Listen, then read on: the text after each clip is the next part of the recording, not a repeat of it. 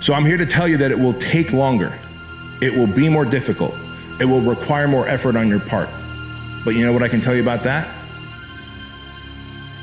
When you do the hard things, you will have a happy and easy life.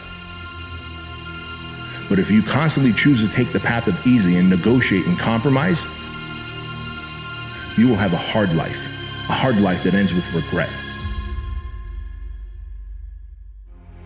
You have to live life without thinking what if. The more you think what if this would have happened, what if that would have happened, stop thinking what if and think what is. The reality is I'm here. I've done an assessment on myself and I know where I stand. I know the mistakes that I've made and I'm going to forgive myself from all my past trauma. You are not the mistakes that you have made. You're not a collection of the bad things that have happened to you. You are a person who is working on improving. You're a person who is working on forgiving yourself. And the moment you can let go of the guilt and believing that somehow you don't deserve a better life, you'll begin to live a better life. These things are gonna come up. Opposition is gonna come up. Adversity is gonna come up. Difficult times are gonna come up. But the people who actually live out their dreams, it isn't because they don't run into adversity. It isn't because they don't run into challenges. It isn't because they don't run into negative opinions. It's because they decided to protect their damn vision. They decided to protect their vision with all their heart. They decided to protect their dream with all their heart. They decided to protect their talent, their gift that God has gave them, that's meant for you to unwrap and give to the world. They protect it with all their heart because it means that much to them. You see people who do big things and you automatically say, that guy's so lucky, she's so lucky. You don't know that, you're assuming that. Quit using the word luck, quit believing in luck, and start believing in work. Start believing in results that come from your actions.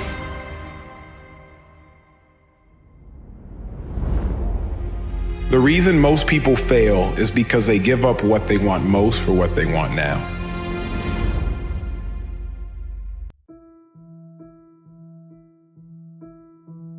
Fear. Fear is normal. Every person feels fear at some point. What should you do? Step. Step. Take the step. Step aggressively toward your fear. That is the step into bravery. We are scared of what we don't know. And there is but one way to confront that fear. Step. Go. You begin to build a reputation with yourself by getting up every morning and doing the small things. Make your bed. After you've made your bed, make sure that you walk and look in the mirror and begin to affirm that person and tell them, I don't care what you've done in the past. It's not about that. I'm here for you now, and I'm going to be with you to the last breath that we take, and I will allow you to become great because I'm going to push you to be great. I'm becoming a higher version of myself. I'm becoming the idealized man. I want to become the man that my children look up to and idealize. I want to become a role model. I want to be able to impact and influence and, inspire people. The 1.0 version of you who's crop duster is not going to do that. It is the fighter jet version of you who will do that. It is the man who does not compromise on his goals and dreams. It is the man who sticks to his core values. It is the man who draws a line in the sand and says, no matter what, I will do these things to become 2.0. How do you get to the gym every day? Step. Go. How do you change your diet? Step. Go. How do you overcome fear of failure or fear of success or fear of fear itself? Step. Go. Because you got over what happened. You got focused on what will be, and then you made it a reality.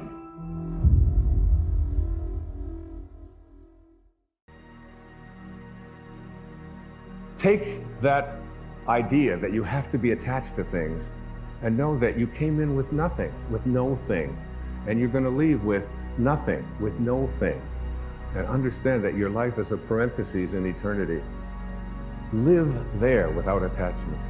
And then take your need to be in control of yourself, of others, of the situation, and shift from control to trust.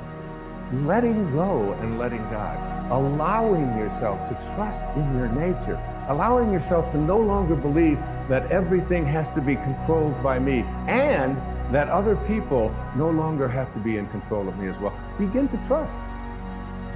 Nothing changes in your life until you change, right? Mm-hmm. So then 95% of who we are is on autopilot, right? It's a programmed thoughts, hardwired thoughts, beliefs, perceptions, unconscious habits and behaviors, and really, really emotional responses that tend to be really knee-jerk and automatic, right? So if 95% of who we are is a set of unconscious programs, then the first step to change is becoming conscious of those unconscious thoughts. If I truly want to be a new personality that's in a new personal reality, I can't take lack with me.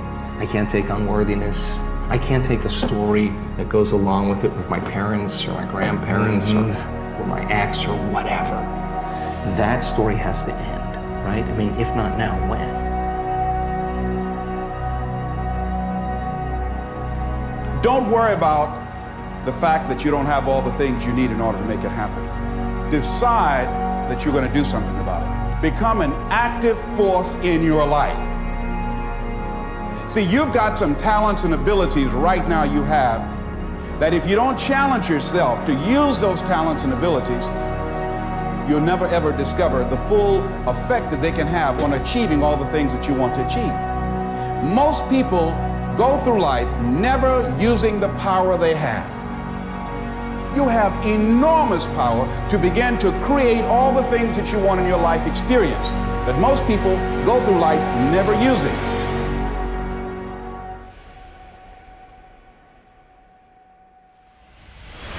And the first action you need to take, the first step you need to take, the first step you need to take is just that step.